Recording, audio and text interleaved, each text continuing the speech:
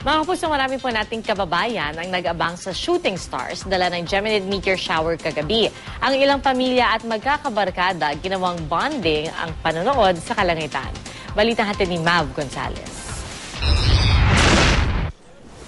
Maaga pa, excited na ang ilang entusiasta tumungo sa Pag-asa Observatory kagabi. Paano kasi? Umulan ng bulalakaw mula alas 10 hanggang alas 2 ng madaling araw kanina. Ayon sa Pag-asa, mahigit 70 bulalakaw ang namataan.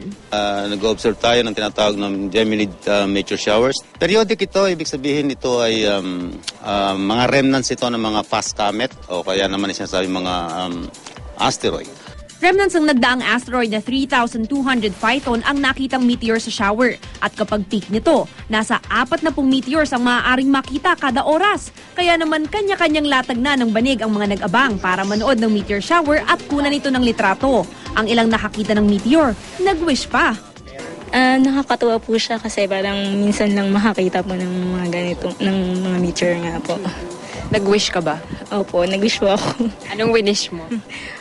Parang good health po para sa family. Napag-usapan na po namin na ayun nga, stargazing po ngayon. Kasi para masaya po, bonding na rin po namin. Ang saya, ang dami kong nakita.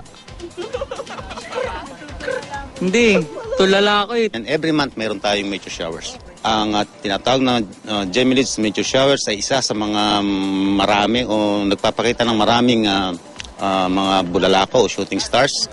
Mav Gonzalez, GMA News.